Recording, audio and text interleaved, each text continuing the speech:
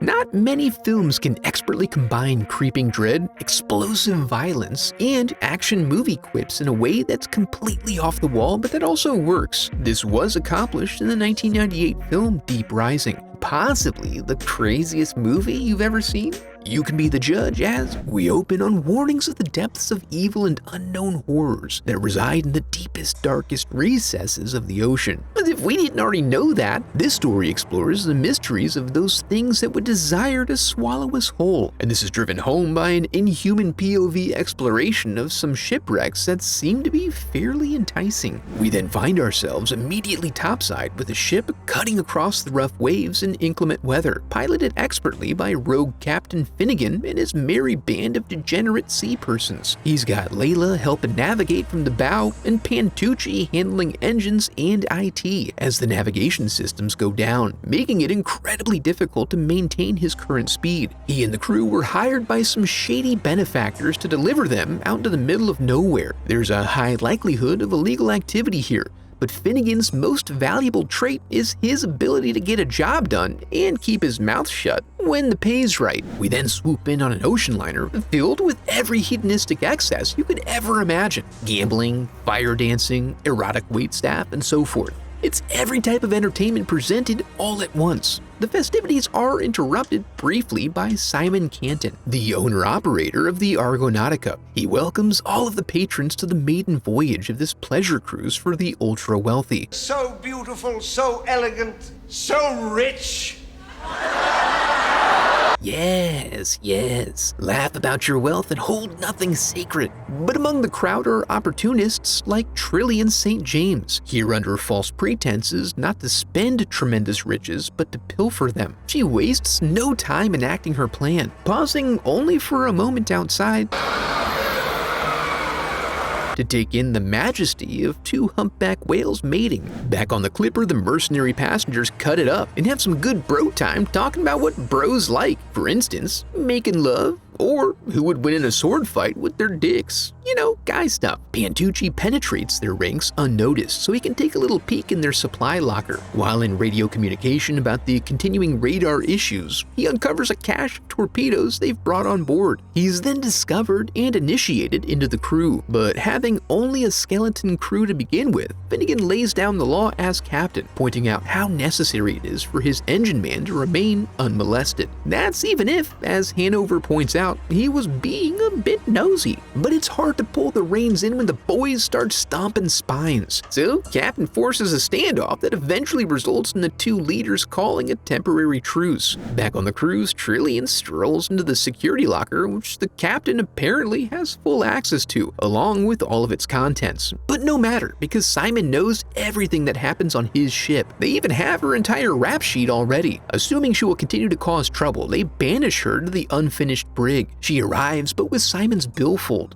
Luckily for her, there is an abundance of rations to keep her energized throughout her trip. On the Hercules, Pantucci's getting raw-dogged in the face while the whole cabin bounces. The gang tries to sort out what's up with all those torpedoes he found. Speaking of which, Mulligan is busy at work arming them, which requires him to give her a little sugar to get her going. And in the main barracks, Hanover introduces them to some bitchin' firepower. On the bridge of the Argonautica, a shady gentleman is busy uploading the firmware via the mainframe CD-ROM interface, but appears to have used a corrupted file. This produces an impossible result, the complete failure of all the ship's systems. Luckily, the sonar system was analog, so it was unaffected and is being put to good use, picking up something huge approaching them from below. As its proximity is counted down, they all brace themselves. When distance hits zero, they suffer a significant seismic event that rocks the whole ship terribly. Luckily, it only shaves off 5 to 7% of their customer base, which is still within allowable parameters per the service department. Once everyone gets their wits about them, they immediately stampede like wild beasts. The danger is still unknown, but we do observe a woman duck away into the head and eventually suffer a fate we all secretly fear. The boys are 22 minutes out from their destination, and they are installing an on-deck torpedo launcher. This falls outside the gentleman's agreement Finnegan made with them, but they're unable to sort it out before coming across an abandoned life raft, which is catastrophic at full speed. Finnegan shuts her down to prevent further damage and to give give them a chance to triage repair needs. At the present moment, however, Hercules appears to be dead in the water. Layla then lays eyes on something in the distance that Pantucci zooms in on to reveal the ocean liner we've come to be familiar with. They think this is the perfect opportunity to collect some much-needed materials. However, the Mercs take over as this was their destination. Tooch and Finney are to accompany Hanover in the away party, while Layla works on repairs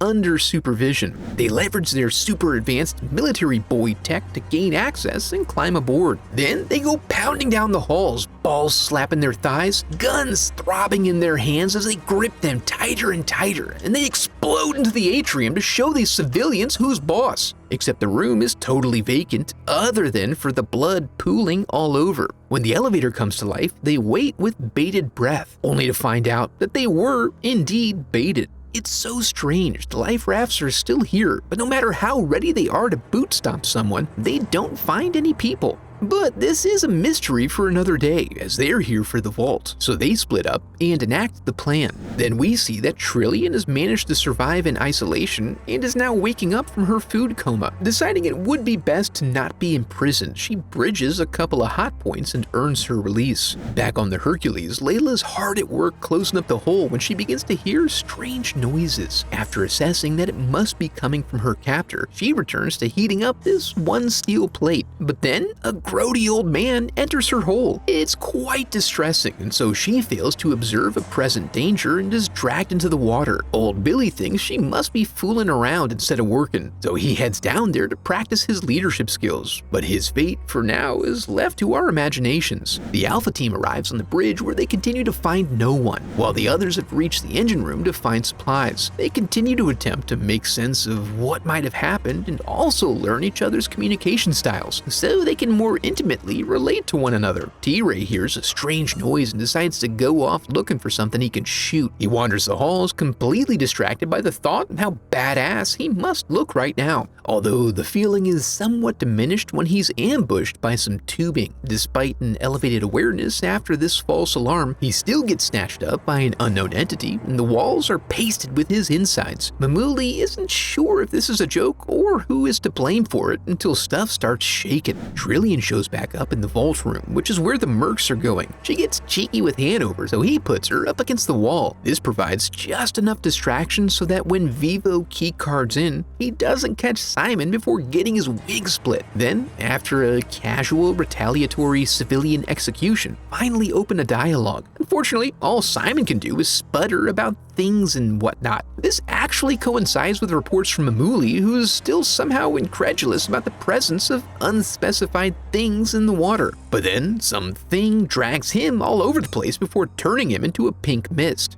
I guess he believes now. The resulting gunfire prompts the men to run and take a look. Whatever it is, it's still being shy. But if they happen to run along a conveniently engineered walkway, they may be able to confirm its advance. Trillian slips away in the confusion and dashes to the elevator, where she runs into the good boys, only pausing momentarily so she and Finnegan can soak each other in. There's a noise on the roof, but they're busted in upon by the Mercs, who take custody of their weapons. Still sensitive about their dead compadres, Mulligan attempts to get even and suffers a ruptured ball sack instead. Hanover begins to entertain the idea that something may be fishy about this situation, which is confirmed when the elevator lets go, plunging them into the sub-basement, a 12-story freefall that they all survive.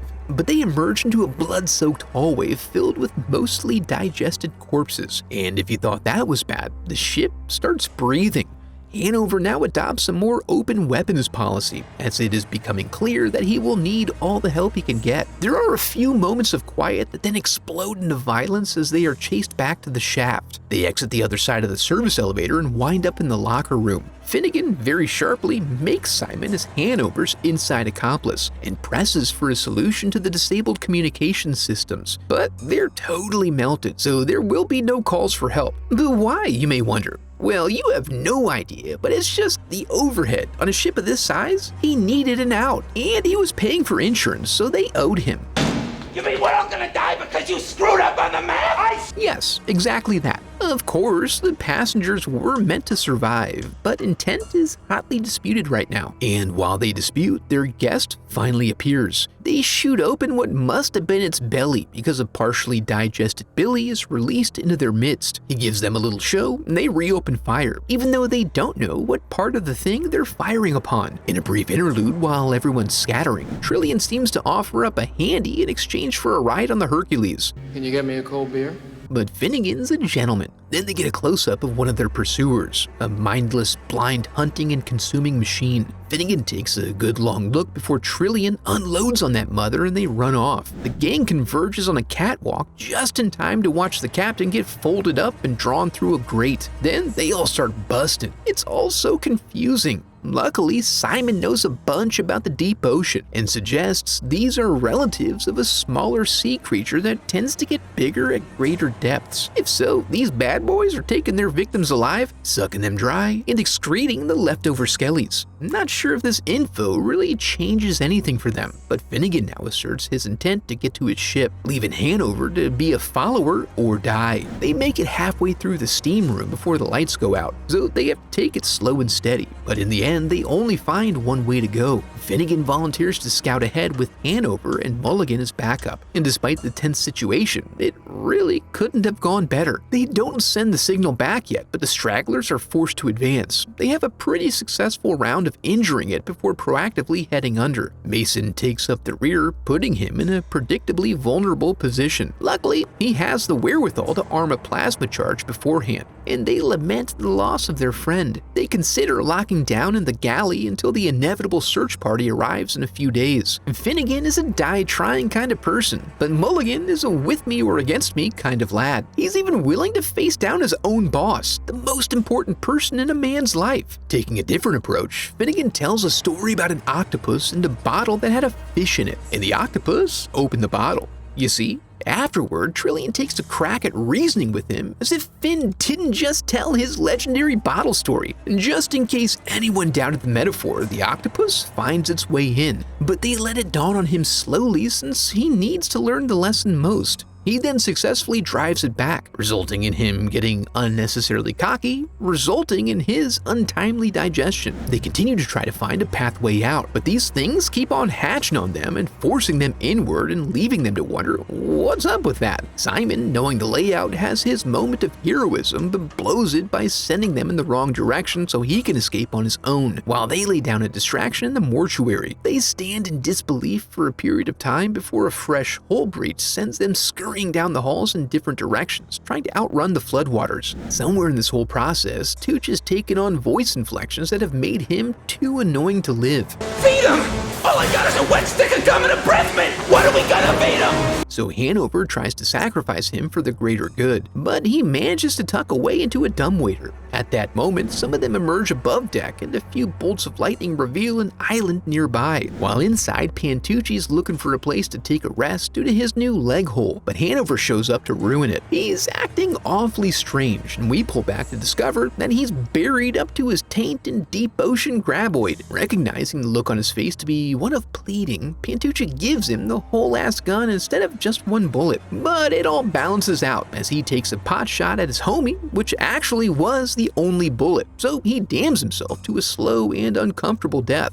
Back on the Hercules, the plan is put into motion. Trillian is to go acquire an emergency jet ski. Finnegan gently caresses the torpedo they intend to use, and after Pantucci pops back up, he is tasked with trying to get something going in the engine room, despite the terrible news that there's no sign of Layla on board. In the bay, Trillian finds the keys but is confronted by Simon, who's still greedy for a solo escape. He chases her down a hall while firing flares at her. The boys see the light put off by the flares and go in after her to find out what's up. Simon does manage to circle around and capture Trillian. Since the gig is up, she coughs up the keys. But now Simon is feeling kind of curious about murder. Despite their closeness, Finnegan busts in and blasts away. Luckily, he has his gun set to auto miss, as he just wants to scare him a little. Everything explodes around them as they stand in awe of the awesome power of the central torso portion of this large creature. But the gawking results in Finnegan getting snatched up before they can escape. Luckily, the thing wants to take a little peek at its prize. What are you looking at? giving Finn a chance to pop that sucker's eye open, allowing them to escape. When they return, Pantucci is gone, and he never removes his lucky hat, so you know it's for real. While they go back for the jet ski, Simon sees his chance to stow away, and in his desperation, leaps off and only suffers a simple open compound spiral fracture of the shin, and he loses his glasses. Back in the cargo bay, Finnegan attempts to get a running start, but they're cut off. They try to redirect but hit roadblocks at every turn, requiring some pretty fancy ski-doing and gunplay to find a pathway out. On the Hercules, Simon discovers the ship is locked into autopilot and on an arcing pathway back toward the Argonautica to deliver its full payload directly into her underside. Luckily, explosions this big take a while to run their course, and so they continue maneuvering within her guts until they find the exit ramp and get spit out like a dead tooth, while everything else is immolated within. They have just enough juice to make it to shore, but the Ski-Doo is toast at that point. But oh, the carnal possibilities. Until Pantucci floats in on a surfboard alive and mostly well. The road ahead is uncertain, but they laugh in relief due to their good fortune. Yes, the deep ocean is more strange than outer space, and best left to wallow in its darkness. If that wasn't too much for you, be sure to check out this video next. Now that we're here, I want to congratulate you for making it to the end of the video, and affirm that you are a very special person because of it. And if you enjoyed the video, I would love for you to become a part of the channel by subscribing. Thanks for watching.